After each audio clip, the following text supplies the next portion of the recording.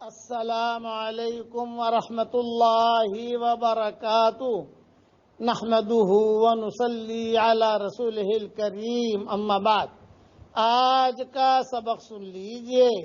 آج کے سبق کی سرخی ہے پیارے اللہ سے محبت کیجئے، پارٹ نمبر 150۔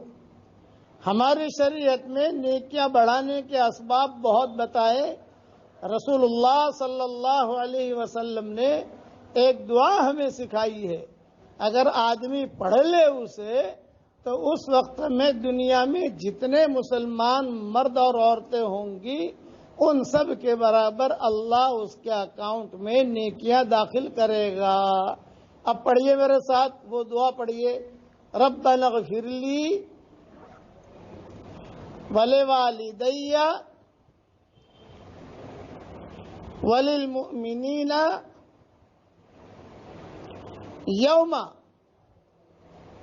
یقوم الحساب۔ دیکھیے میں نے پڑھا، میرے اکاؤنٹ میں ساری دنیا کے مسلمان جتنے مرد اور عورتیں ہیں ان سب کے برابر نیکیاں آ گئیں، جو بھی پڑھے گا اس کے اکاؤنٹ میں آ جائے گی۔ یہ روایت متجر الرابح فی ثواب العمل الصالح میں ہے، اور میری جو بھی کتاب چھپتی ہے 26 صورتوں کی شکل میں ہو، مومن کے ہتھیار کی شکل میں ہو، یا مدنی معاشرے کی شکل میں ہو، ہر بکھرے موتی کی شکل میں ہو، سب سے پہلے میں جو ہے یہ دعا لکھ دیتا ہوں تاکہ کم سے کم آدمی پڑھ لے، عورت پڑھ لے، کم سے کم نیکیاں تو مل جائے۔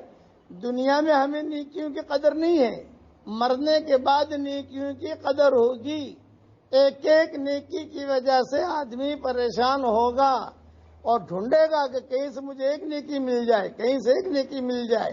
ہاں، اس لیے نیکیاں بڑھائیے اور نیکیاں قبول بھی کروائیے اللہ سے۔ نیکی کر کے ضائع مت کیجیے۔ نیکی کی غیبت کی، نیکی چلی گئی۔ نیکی کی جھوٹ بولے، نیکی چلی گئی۔ نیکی کی اور حسد کیا، نیکی چلی گئی۔